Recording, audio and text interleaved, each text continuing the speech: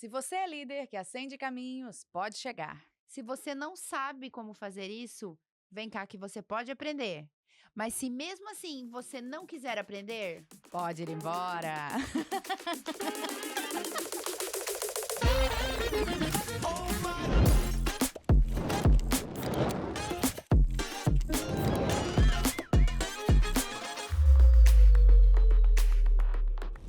Olá, seja muito bem-vindo. Estamos aqui em mais um episódio do Mais Consciência, por favor.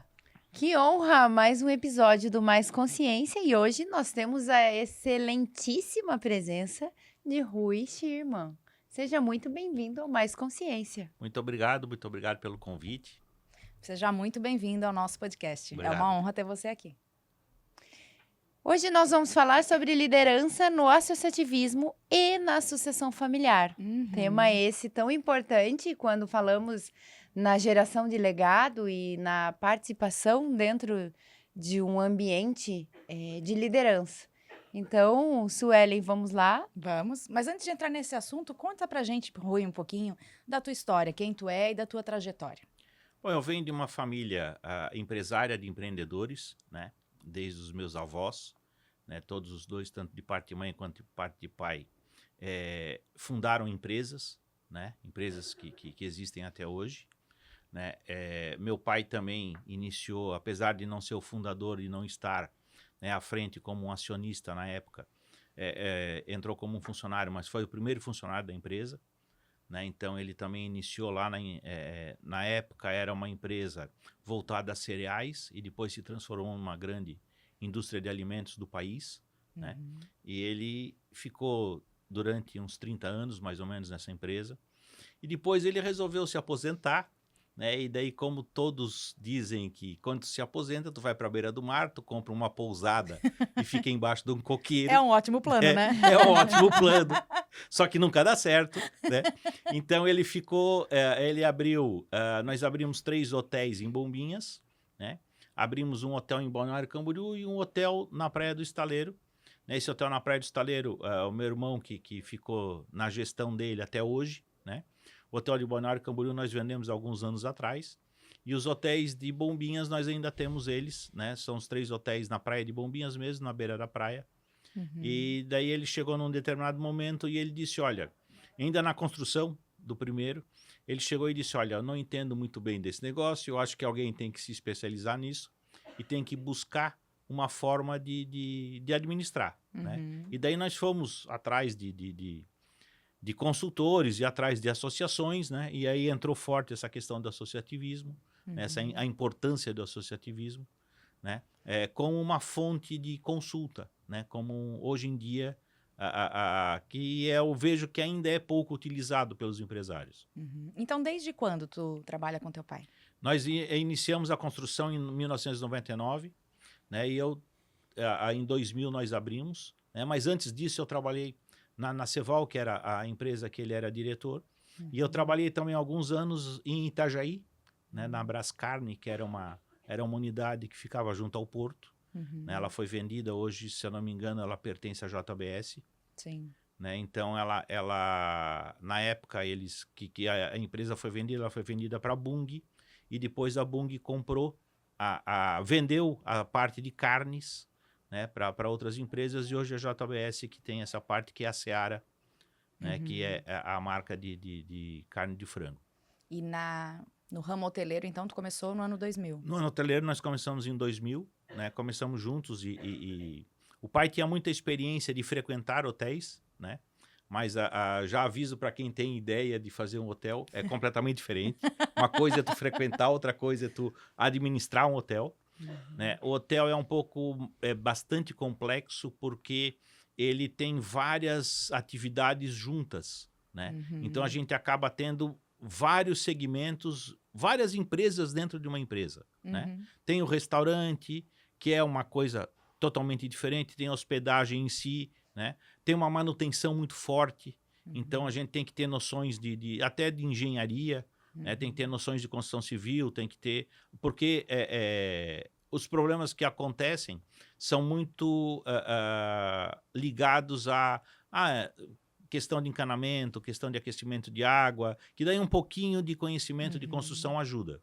E o que representou, então, na tua vida, suceder um negócio familiar?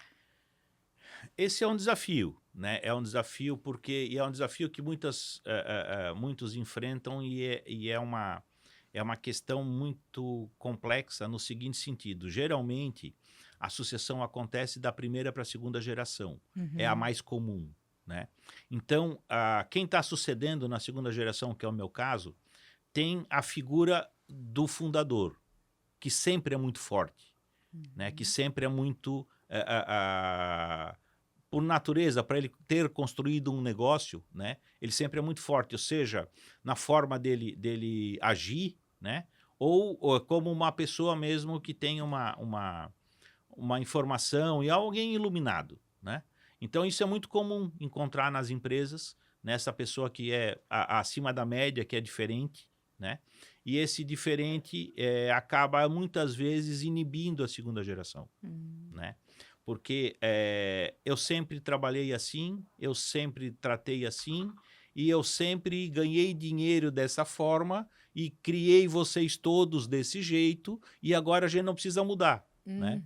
Só que o problema é que o mundo muda todos os dias, né? Não é só, fala-se muito, depois da pandemia. Não, o mundo muda todos os dias, né? A sociedade vem evoluindo, a tecnologia vem evoluindo.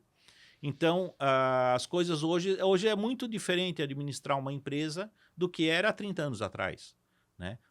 Se a gente for falar na questão de venda, o próprio podcast que nós estamos aqui, né, não tinha há 5, 6 anos atrás, né? Era algo muito novo, né? Muito novo, né? Era o Jô Soares 11h30, né, que a gente assistia e era o que tinha, né? Era o mais próximo de um podcast, né? Então, com a pandemia, isso se acentuou e a gente acaba tendo... mais tecnologia à disposição, só que, por outro lado, mudou completamente a forma de fazer, né? Então, a gente tem que trabalhar, né? Tem que ir atrás, tem que entender, né? As pessoas que são de gerações mais antigas têm dificuldade com tecnologia. E de aceitar a mudança, né? De aceitar a mudança e não pode, né? Hoje em dia não dá para não aceitar. Por exemplo, se nós formos falar da questão de hotel, hoje não se admite que se venda hospedagem em um hotel sem ser pela internet, né?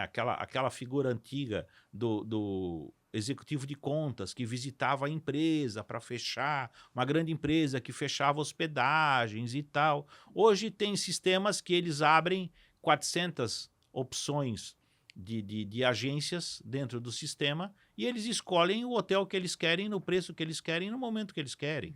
Então não tem mais esse vínculo que existia antigamente. Então, tu encontrou muita resistência ao longo do caminho? Sim, muita resistência, muita resistência. Esse é um dos grandes desafios, né, de suceder, né? Principalmente quando é da primeira para a segunda geração. Porque quando acontece da segunda geração em diante, já aconteceu uma vez. Então já tem um certo caminho andado, né? Já tem uma certa experiência. A primeira vez que é a mais difícil, né? Que é a mais complexa, e daí tem os índices por aí que dizem que várias empresas fecham justamente nesse momento, né? Porque não conseguem superar essa... Ou pela figura do fundador que não está mais ali, né? Ou pela própria gestão do jeito que era tudo do jeitão dele, né? Muito centralizado, geralmente. Né? Então, o grande desafio é essa sucessão. Sim, imagino. Então, o teu desafio foi a resistência. E o teu maior aprendizado nesse contexto? O aprendizado que acho que é o mais importante é a cultura. Acho que é o mais importante. Eu acho que a gente tem que entender como a pessoa... Por que era daquele jeito? Por que a pessoa pensava daquele jeito? Naquele momento, naquele ambiente, né? Como a gente falou ainda há pouco, as coisas mudam, ok, né? Mas tem coisas que não mudam, né? Tem coisas que não... A seriedade com que é conduzido o negócio, a seriedade que o fundador tinha, né? A forma que o fundador fazia negócios, isso não muda. Né? Isso pode ter 10 gerações que isso não muda. E assim a energia do fundador permanece na empresa. Permanece na empresa. E nós temos aí talvez um grande exemplo na nossa região e no país, que é a WEG, né, que ela vem exatamente como os fundadores tinham os princípios que eles traziam com eles. E eles têm hoje milhares de funcionários, e eles permanecem nesses princípios. Por quê? Porque é isso que fez eles chegarem onde eles estão. É isso que é a força, né? A tecnologia, o produto, o tratar as pessoas, tudo isso é uma consequência daquilo que começou lá atrás, Dessa cultura. dessa cultura. Entende? Dessa força dessa cultura, né? A forma de tratar as pessoas, a forma de tratar os negócios, como se fazem negócios.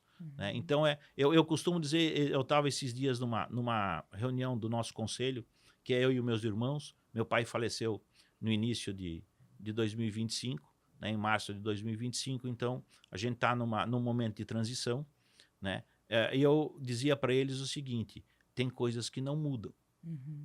Tem coisas em que a gente precisa entender como o pai fazia e continuar fazendo do mesmo jeito. Por exemplo, o meu pai nunca desfez um negócio na justiça. Né? E nada contra, eu sou advogado. Né? Então, nada contra a justiça, nada contra procurar um advogado, etc., quando precisa. Mas ele nunca provocou. Né? Ele sempre buscou o caminho de ir lá e conversar da conciliação. Né? Então, essa é uma característica né, que muitos empresários, principalmente da nossa região, do nosso estado, têm. Né? Então, são questões que nós precisamos levar em consideração. Quem está entrando, né, na empresa ou está sucedendo a um fundador ou alguém, ele precisa entender essas questões. Né? Ele não pode, de forma alguma, macular a imagem, né, do fundador, simplesmente jogando isso na lata do lixo e fazendo diferente. Sim. É importante mencionar que até a presença do Rui aqui é muito legal por ser muito próximo, né, de nós, inclusive enquanto líder, né? O ambiente em que o Rui se encontra foi meu ambiente de trabalho por muito tempo.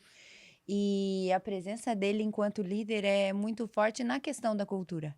Ele procurou-se e existe políticas dentro do ambiente de trabalho para disseminar essa cultura, porque não existe estratégia forte quando a cultura é fraca, né? A cultura, a gente costuma dizer que ela come a estratégia no café da manhã se ela não for bem posicionada. Então, acredito que um passo muito grande do êxito dessa sucessão é justamente a forma com que se mantém a cultura e com que se respeita o sistema familiar, com que se respeita a energia que se colocou do fundador. Então, isso é muito presente. E isso demonstra o quê? Antes de qualquer formação, veio a busca pelo conhecimento. Como ele disse, lá em 2000... Antes de iniciar o negócio, foi se estudar, foi se buscar informação dentro de uma associação que tenha profissionalização. Isso tudo já é uma demonstração de cultura. Sim, e uma boa cultura, aquela que realmente permanece, então ela é muito embasada em princípios e valores. Sim, completamente. Essa sucessão familiar, né, primeiro passo, me corrija se eu entendi errado, mas é respeitar os valores do fundador e que ele embasou esse negócio. Eu acho que é o que a gente acorda de manhã e é a primeira coisa que vem. Né? É o que inicia todo o processo. E muitas vezes para o empresário é um pouco difícil. O que é cultura? Né?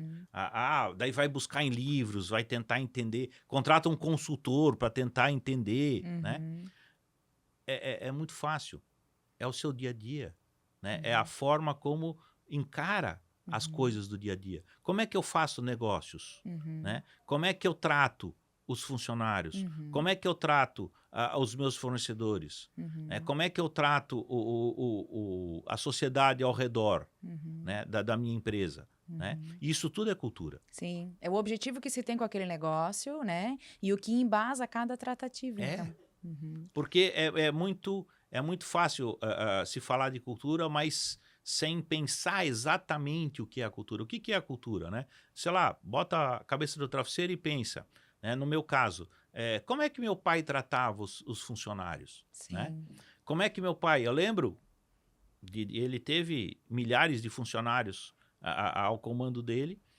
Eu lembro de nós entrarmos em unidades do interior do estado ou mesmo em outros locais do país e ele chamar as pessoas pelo nome. Que incrível. Porque ele lembrava do nome. Ele lembrava do nome do porteiro, do nome do balanceiro lá que está lá na portaria pesando os caminhões. Ele lembrava o nome da pessoa que estava varrendo o pátio, né? Lógico, ele tinha uma capacidade de memória excepcional, né? Ele ainda, um pouco antes de falecer, ele falava das pessoas e contava as histórias com nomes, e não era o nome do funcionário. O nome do funcionário, o nome da esposa, o nome dos filhos, ele lembrava de situações, né? Você estar presente, né? E é um interesse genuíno pelas pessoas que envolvem o negócio, né? Ele sempre disse, são as pessoas que fazem a empresa. Sim. Né? Então não adianta ter uma tecnologia a melhor do mundo, ter equipamentos sofisticados, são as pessoas que estão ali. Né? Por menos pessoas que tenham na empresa. Né? Não importa a quantidade. Não importa a quantidade, mas são as pessoas que fazem a diferença. Sim. Né? Então, o cumprimentar as pessoas, ele nunca entrou numa portaria de uma fábrica sem sair do carro e dar a mão para o porteiro. E eu vi isso dezenas de vezes. E isso te formou, né? Isso me formou. E eu tive a oportunidade de, durante um período, quando eu era bem novo, as minhas férias eram viajando com ele. Olha. Então, nós entrávamos no carro e aí fazíamos 600, 800, 1.000 quilômetros. Isso nós Sem internet, né? Sem internet. Isso nós estamos falando na década de 70. Né? Onde que para ir de Blumenau a Chapecó se botava corrente no pneu, porque tinham locais que tinha muita lama que não andava. Né? Hoje as pessoas falam, as estradas estão ruins. Né?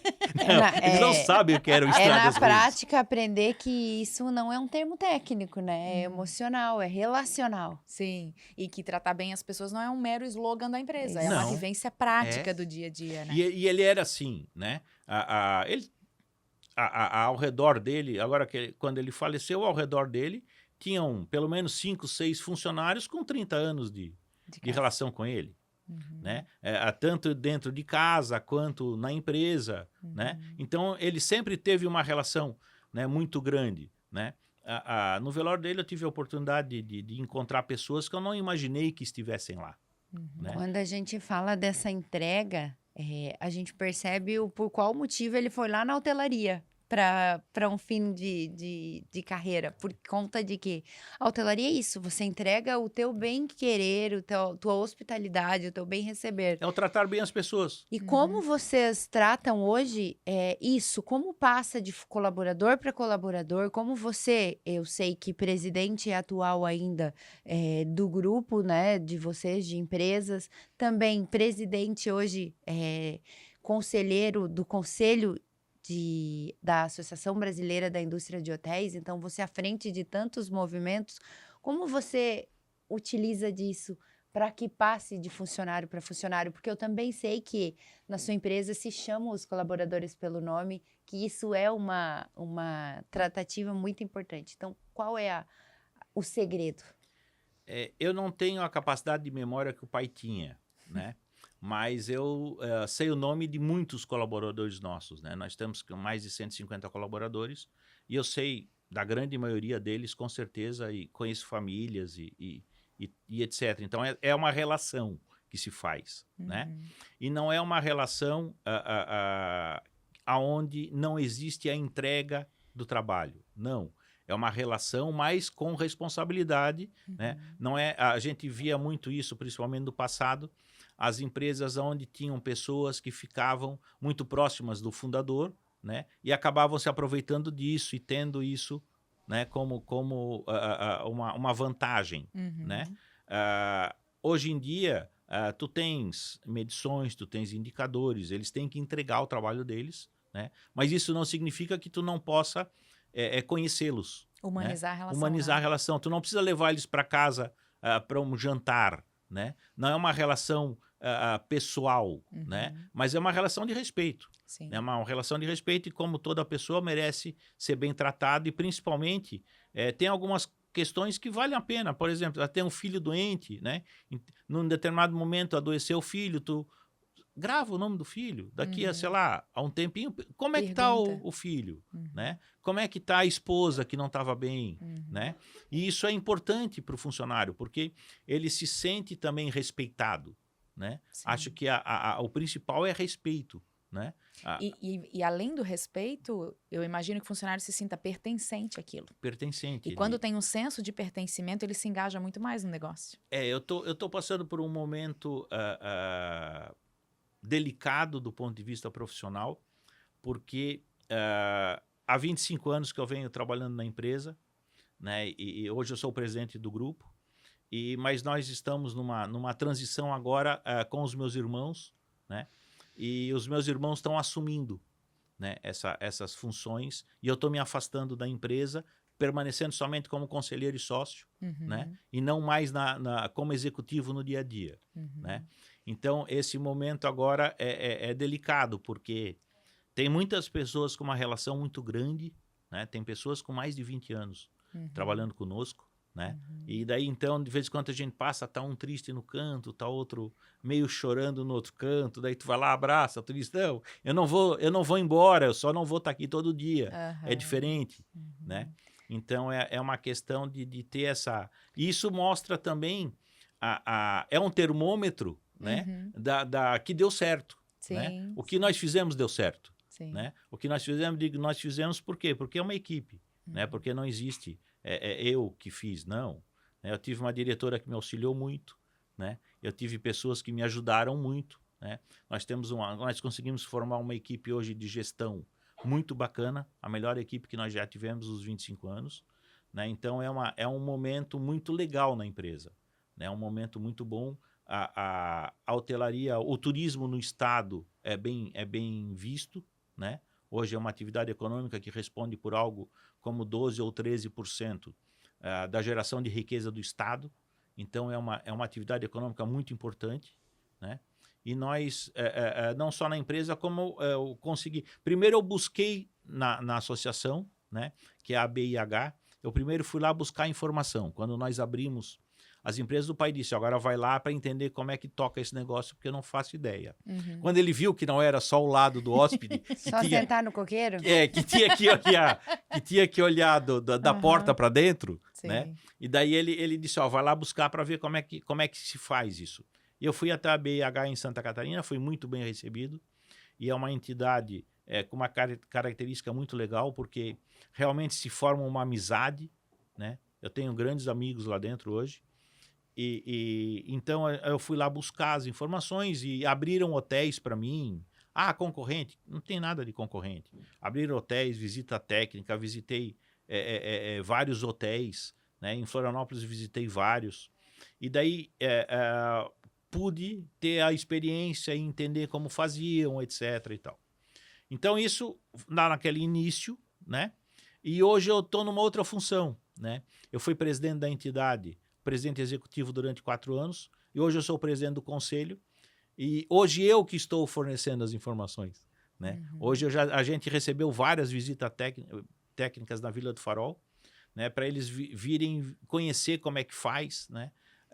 Desde como é organizado o almoxarifado, a cozinha, a câmara fria, como é que funciona, como é que faz isso, como é que faz... Né? São dúvidas muito grandes, né? Como é que se monta um café da manhã, né? Quanto que se disponibiliza de alimentos no café da manhã para X quantidade de hóspedes, né? Então, tudo isso eu tenho a oportunidade hoje de informar, né? Então, é um lado muito bacana, né?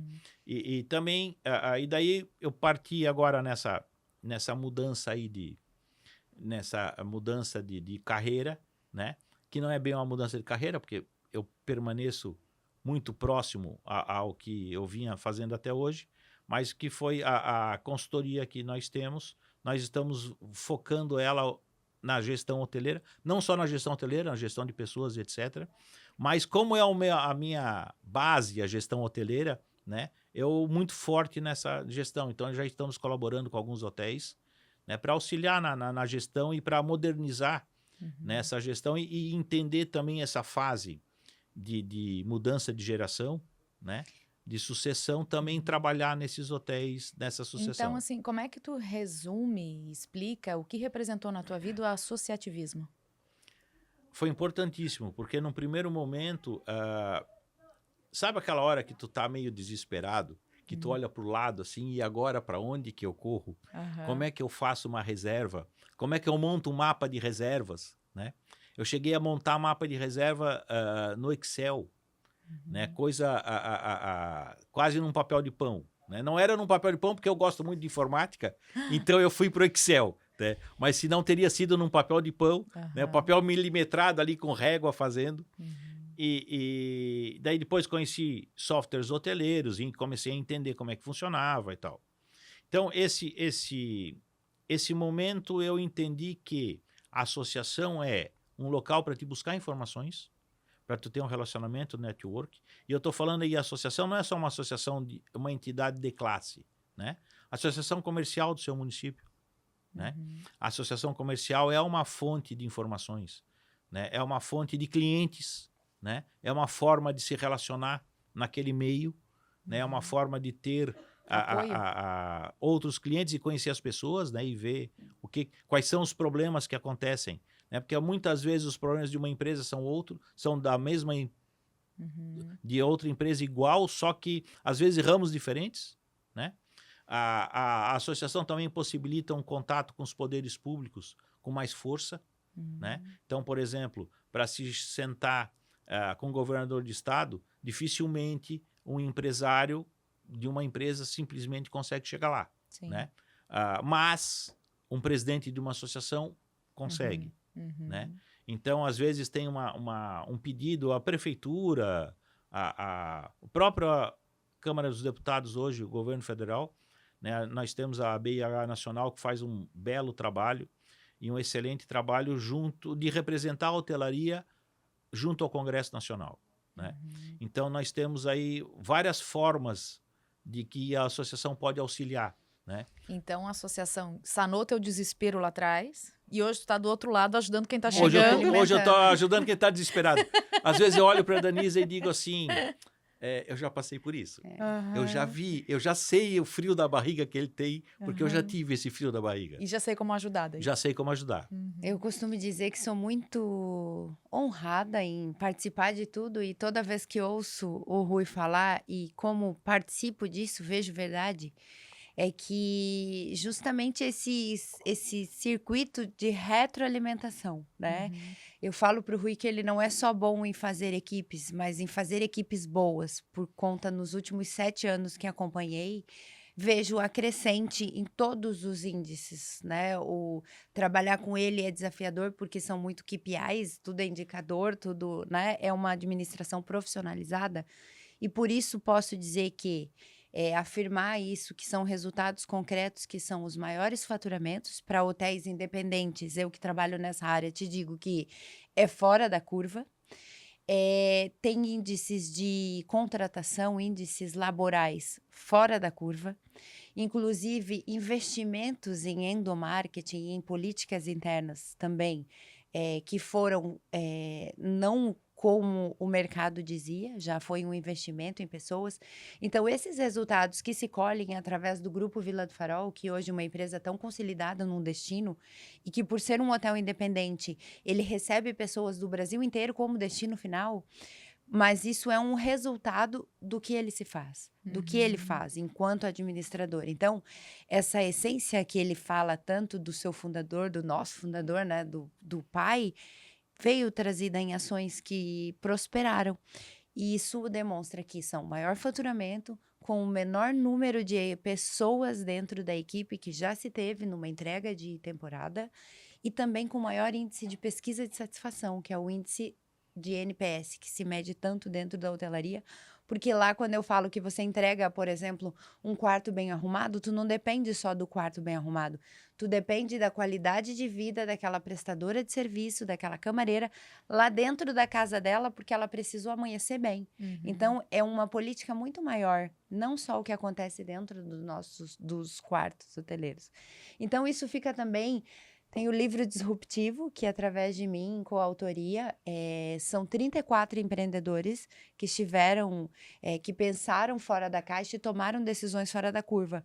E por que eu menciono isso? Porque aqui dentro está realmente esses resultados através da administração do Rui. Então, sou muito grata porque, falando num podcast de liderança, de ações que tomam grandes proporções, ter um líder hoje nato aqui para mim, um dos maiores líderes que eu já tive e que eu tenho, é muito grandioso. Uhum. Então, antes de tudo, quero agradecer por essa liderança, quero parabenizar, porque trabalhei dentro dessa empresa por muitos anos, e é uma honra, então, falar de associativismo, desse ciclo que hoje participo, dessa retroalimentação de informação, porque também entendemos, e isso veio dele para mim, que não existe profissionalização se não fizermos esse braço educacional nosso para uma parte do todo. Então, esse ensinamento de que o associativismo é um braço educacional é muito forte Uhum. dentro ou próximo ao Rui. A gente precisa fazer um trabalho de formiguinha para ir se juntando, né? Sozinha a gente não chega muito longe. Não. Então, é justamente somar esforços, né? Então, E o negócio interessante, Suelen, que eu durante os últimos anos que eu aprendi, a Danisa comentou essa questão do líder e né, de ter... É difícil a gente aceitar isso, é difícil a gente entender, né, quando a gente recebe um elogio. E principalmente quando dizem que a gente faz algo bem, a gente acha que sempre... né, tem sempre um jeito de fazer melhor, então não ficou tão bom assim, né?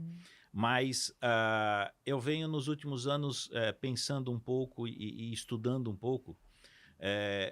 Até então, eu agia muito por feeling, né? Isso que eu falei, o próprio convívio com meu pai me ensinou muitas coisas, né? E eu passei a copiá-lo em muitas coisas e a entender que isso me ajudava, né? E ia trazendo um resultado. Mas eu não sabia muito bem como, né? Só fazia, né? E há alguns anos eu venho estudando, venho me desenvolvendo nesse sentido. Então, por exemplo, hoje em dia, se a gente for pensar numa questão de um profissional, né, um presidente de empresa ou algo assim, né, que ele está lá pensando, não, mas espera aí, como é que eu faço isso, né? Desenvolvimento pessoal, né? Desenvolvimento, vai lá, perfil comportamental, né? Ajuda muito a tocar o dia a dia, né? Sim. Eu entendo, eu contrato uma pessoa, né? E eu entendo que essa pessoa tem determinada aptidão e habilidade para aquilo, né? E às vezes ela não tem capacidade ou aptidão para outra coisa, ela tem para aquilo ali. Então, o promover aquela pessoa, eu vou estragar. Daqui a pouco eu vou ter que mandar embora, porque ela não vai dar conta do trabalho que ela foi transferida, foi promovida, né?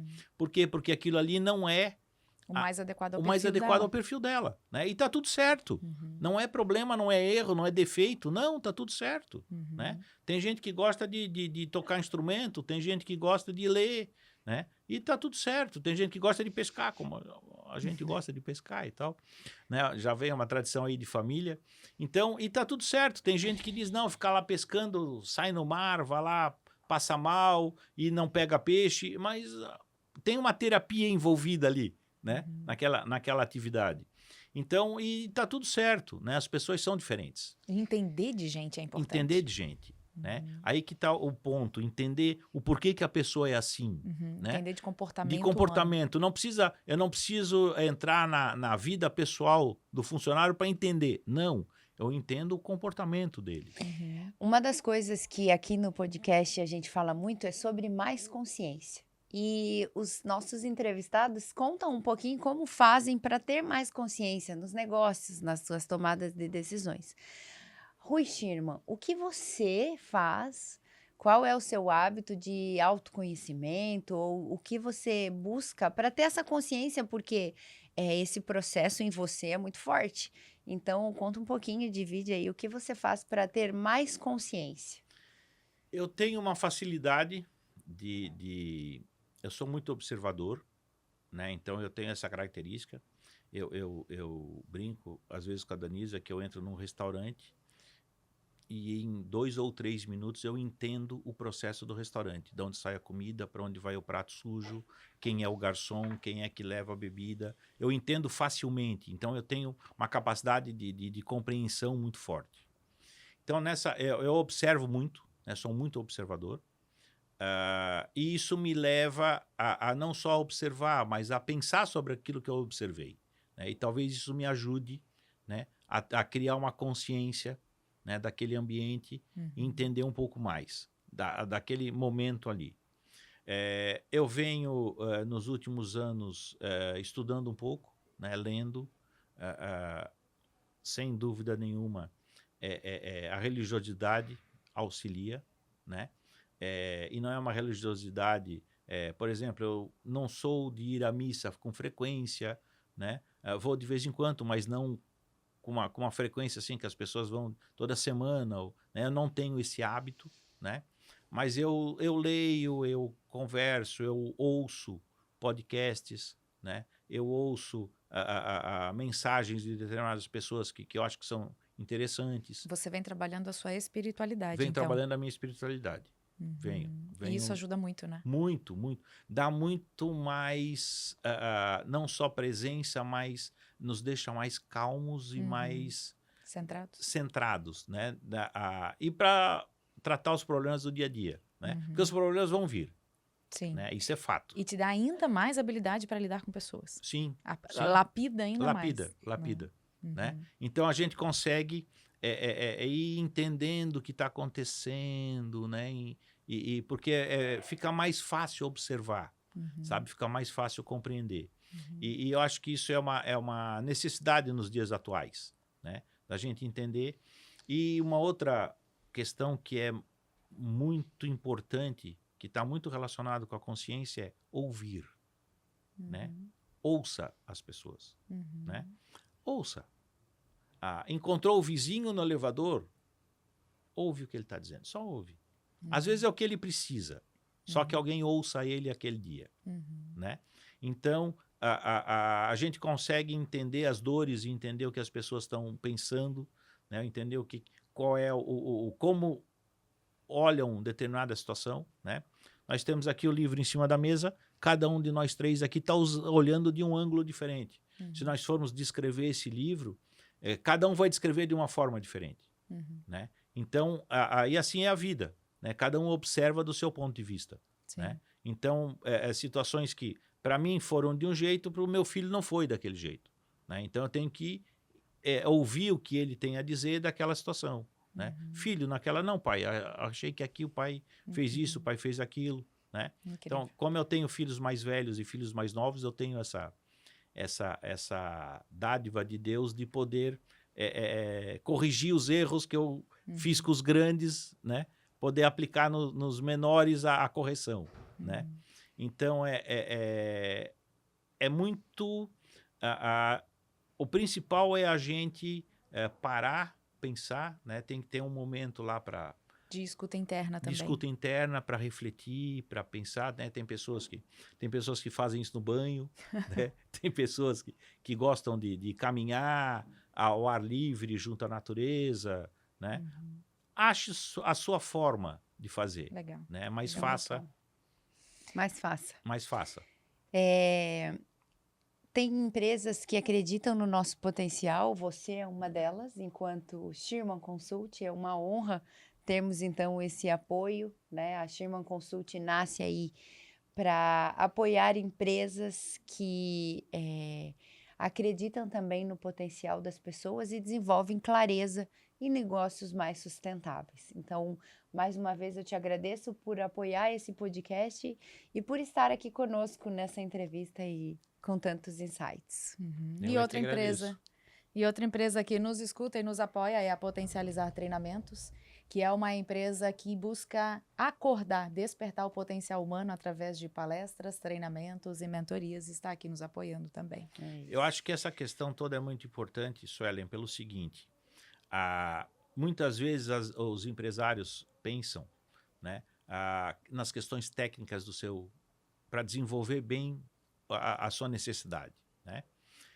Só que não são só questões técnicas, né? São pessoas, né? E às vezes as pessoas precisam de uma palavra, às vezes até uma ação do combate ao câncer de mama, né?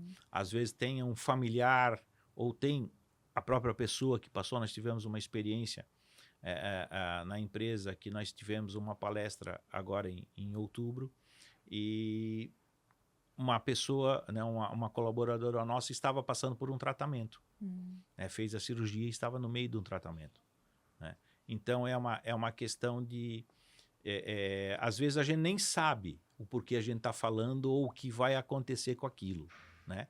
Mas é importante que as empresas entendam, que os empresários entendam que nós precisamos distribuir informações. Nós precisamos entregar para o colaborador também informações que muitas vezes para a gente é muito fácil, que é muito acessível, mas que para eles é difícil. E vai promover o acolhimento. E vai promover o acolhimento, e eles vão se sentir isso. acolhidos na empresa.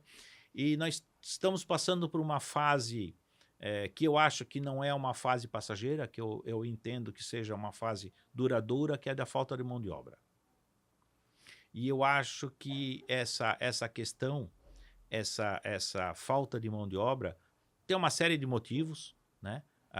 Mas nós tivemos a oportunidade de estar na China no início de 2025 e conversamos lá com empresários chineses e eles têm o mesmo problema. Só que eles têm 1,5 bilhão de pessoas dentro do país. E eles têm falta de mão de obra, igual ao que nós temos. Então, a tecnologia, né, tudo que está vindo aí, auxilia isso, né? Mas é muito importante que os empresários entendam que nós temos que trabalhar muito forte na retenção das pessoas. Sim. Como é que a gente faz a retenção? O acolhimento. Acolhendo, entendendo de gente, tendo esse olhar para as pessoas. E ao passo que você faz isso, você está honrando o seu pai. Está honrando seu né? pai. Então, o que eu entendo, né, na tua fala, é que suceder um negócio familiar é honrar, né, os princípios, os valores, a energia desse fundador. Sim. E que isso seja uma prática constante, né? Isso que a gente percebe na tua tratativa com as pessoas. E ficamos muito felizes de ter a tua contribuição aqui, né? É uma inspiração pra gente, é um ensinamento pra gente, com certeza. É muito bom. Eu sempre tomo a liberdade que nós também temos em andamento nossa mentoria, temos um grupo de mentoria e algumas mentorias individuais de negócios. E os mentorados sempre me pedem o que a gente está lendo, o que a gente indica. Então, todo podcast eu acabo indicando uma leitura e hoje, não por coincidência, mas por uma deusidência, o livro que eu peguei é justamente Seja Foda, do Caio Carneiro. É uma leitura que eu indico muito para os nossos ouvintes, nossos companheiros aí de jornada. Mas ele é um livro que já faz um tempo eu ganhei do meu filho e...